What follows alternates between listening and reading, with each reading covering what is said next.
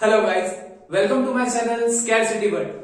आज हम बात करेंगे तटस्थ वक्र और उसकी विशेषताओं की। सबसे पहले तो I am so sorry guys कि इतना ज्यादा बहुत बड़ा गैप आ गया न्यू वीडियोस के आने में। कुछ पर्सनल रीजंस की वजह से मैं वीडियोस नहीं बना पा रहा था, बट अब हर वीक आपको वीडियोस मिल जाएगी। तो बिना किसी देरी के हम स्टार्ट करते हैं आज का टॉपिक तटस्थ वक्र के बारे में कि तटस्थ वक्र क्या है, तटस्थ वक्र कैसे बनता है, तटस्थ मानचित्र क्या होता है, इसकी क्या विशेषताएं होती हैं और इसकी इस टॉपिक में से कौन कौन से ऐसे क्वेश्चंस हैं जो हर साल एग्जाम के अंदर आते हैं। ठीक है, आपको याद होगा हमने शुरुआत में उपयोगिता के बारे में पढ़ा था। उपयोगिता जिसको हम तुष्टि गुण भी कहते हैं, उपयोगिता जिसको हम इंग्लिश में यूटिलिटी भी कहते हैं। ठीक है, किसी भी वस्तु के या सेवा के प्रयोग से हमें जो संतुष्टि मिलती है, तो वो हमें संतुष्टि क्यों मिल रही है? क्योंकि उस वस्तु या सेवा में एक ऐसी क्वालिटी है, एक ऐसा गुण है जो आपकी आवश्यकताओं को संतुष्ट कर रहा है। तो वही क्वालिटी, वही जो उसका गुण है वस्तु का, उसी को कहते हैं उपयोगिता। जैसे मुझे पढ़ाने के लिए अभी इस मार्कर की जरूरत है, तो ये मार्कर क्या कर रहा है? ये मार्कर मेरी आवश्यकताओं को संतुष्ट कर रहा है। ये बोर्ड क्या कर रहा है? ये बोर्ड मेरी आवश्यकताओं को संतुष्ट कर रहा है। मतलब इस बोर्ड में, इस मार्कर के अंदर मानवीय आवश्यकताओं को पूरा करने की एक क्षमता है, उसी क्षमता को कहते हैं उपयोगिता।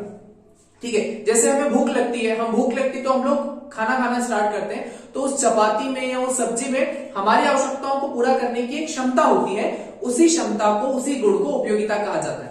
अब बात यह आती है कि उपयोगिता का मेजरमेंट कैसे करें, उपयोगिता का मापन कैसे करें। तो उपयोगिता का मापन हम दो तरीके से कर सकते हैं। एक है गणनावाचक दृष्टिकोण और एक होता है क्रमवाचक दृष्टिकोण। एक गणनावाचक और एक क्रमवाचक दृष्टिकोण। तो जो गणनावाचक दृष्टिकोण था वो प्राचीन अर्थशास्त्रियों ने दिया था। उस गणनावाचक दृष्टिकोण के अनुसार, मतलब अर्थशास्त्री क्या कहते थे, किसी वस्तु को पाने के लिए आप कितनी मुद्रा का त्याग कर रहे हो, वही उसकी उपयोगिता कहलाएगी।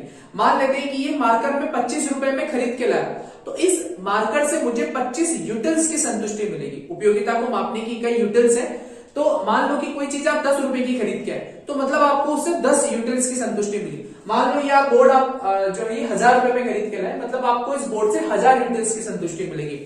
यानी कि जो गणनावाचक दृष्टिकोण के अर्थशास्त्री थे, उनके अनुसार आप उपयोगिता का मापन जो है वो मुद्रा के रूप में कर सकते हो, मनी के टर्म्स में, मुद्रा के रूप में कर सकते हो।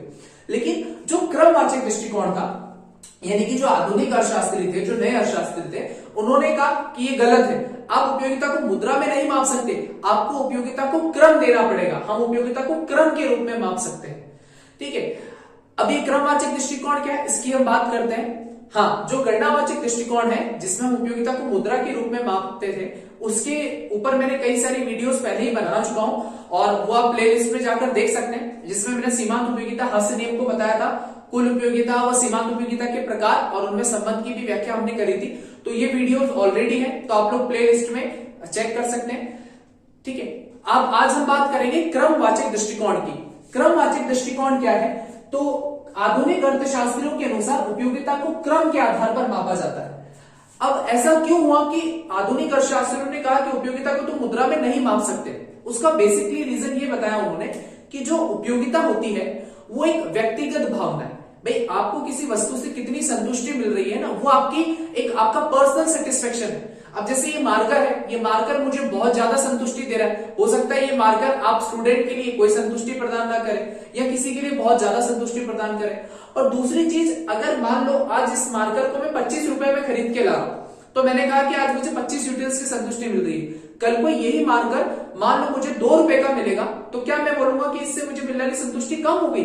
नहीं, जबकि तब भी उपयोगिता उतनी ही मिल रही थी और 2 रुपए में भी मुझे उपयोगिता तो उतनी ही मिलेगी, संतुष्टि तो उतनी ही मिलेगी। इसलिए आधुनिक अर्थशास्त्रियों ने कहा कि आप उपयोगिता को मुद्रा के रूप में नहीं माप सकते, क्योंकि मुद्रा स्वयं बढ़ती घटती रहती है। ठीक है ना, तो आप उपयोगिता को क्रम दे सकते हो, उसको रैंक दे सकते हो।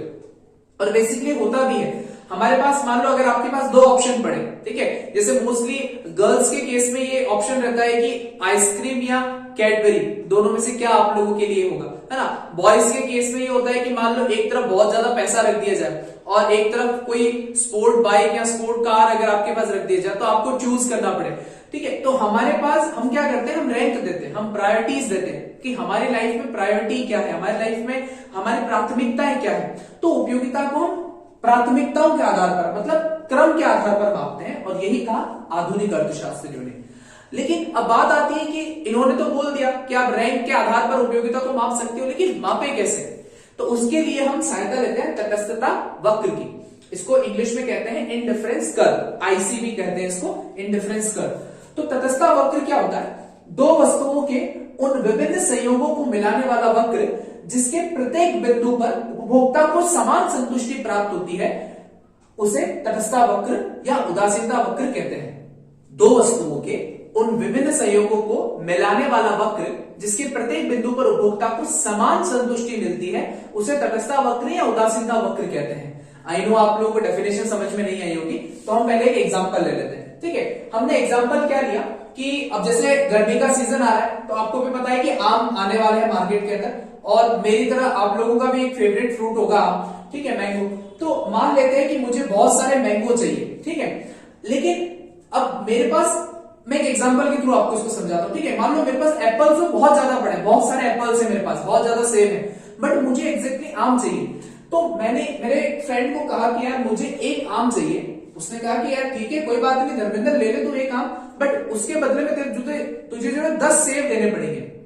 मैंने सोचा यार एक आम है और मेरा फेवरेट फ्रूट भी है, तो 10 सेब तो मैं आसानी से इसके बदले में त्याग कर सकता हूं। मैंने कहा यार तू एक काम कर, 10 सेब ले ले और मुझे एक आम दे दे। यानी कि मैंने उस एक आम के लिए 10 सेबों का त्याग किया।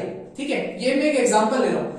दैट मीन्स कि मुझे उस एक मैंगो से जितना सेटिस्फेक्शन मिल रहा है, उतना का उतना सेटिस्फेक्शन मुझे 10 एप्पल से मिलता, 10 सेबों से मिलता। तो मैंने उस एक आम के लिए 10 सेबों का त्याग कर दिया। तो पहला संयोग क्या बन गया? आम की 1 इकाई और सेबों की जो हमने त्याग की वो 10 इकाई। ठीक है, अब मैंने आम खाया, मुझे अच्छा भी लगा, लेकिन मैंने सोचा यार इतने से काम नहीं चलेगा, एक और आम मांगते। तो मैंने मेरे फ्रेंड को बोला यार एक और आम दे दे तू, मुझे एक और आम चाहिए। उसने कहा ठीक है यार एक और आम ले ले, लेकिन बदले में तुझे और एप्पल देने पड़ेंगे। तो मैंने कहा यार एक काम कर, इस बार मैं 10 एप्पल दूंगी, तुझे मैं 7 ही एप्पल दूंगा। इस बार मैं तुझे 7 ही एप्पल दूंगा।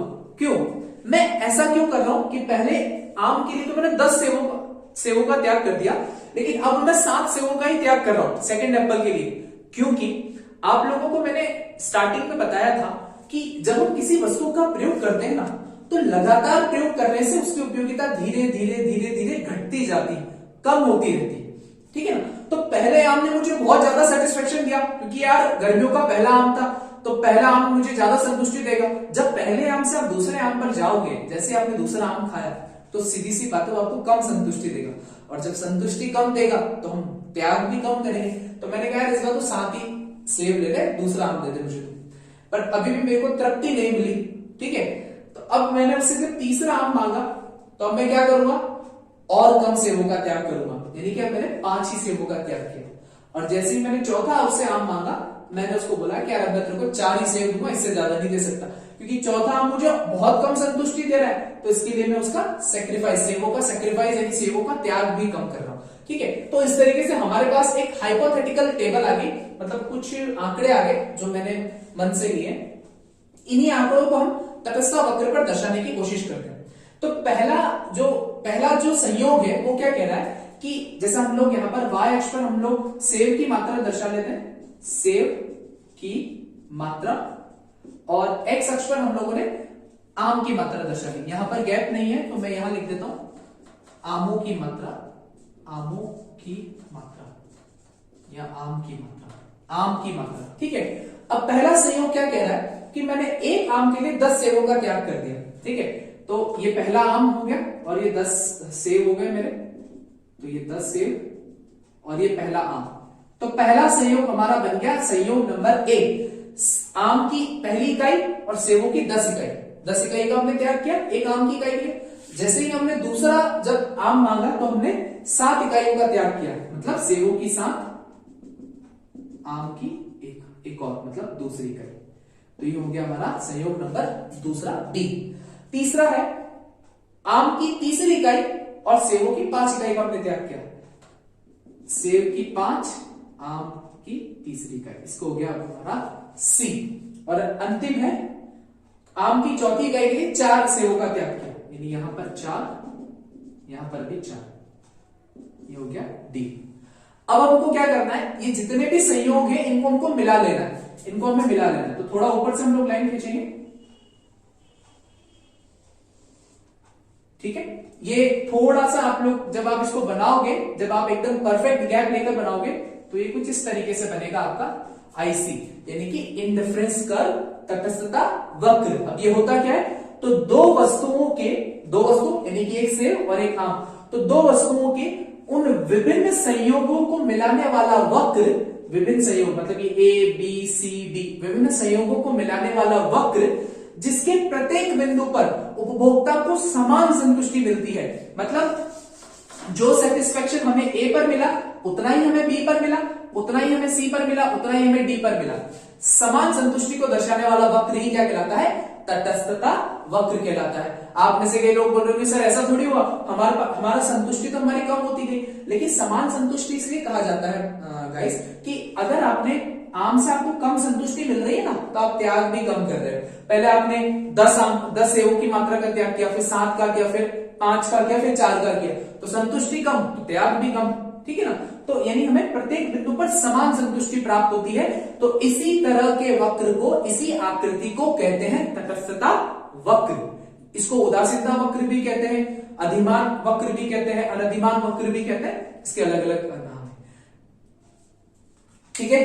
तो ये समझ में आ गया आप लोगों को तटस्थता वक्र, ठीक है। इससे रिलेटेड कोई भी डाउट है तो आप मुझे कमेंट बॉक्स में कमेंट कर सकते हैं, और इससे रिलेटेड आगे की वीडियोस आपको बहुत जल्दी मिलती रहेंगी।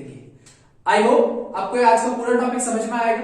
अगर कोई भी रिलेटेड डाउट था मुझे कमेंट करके बता सकते हैं। Thank you guys, thank you very much.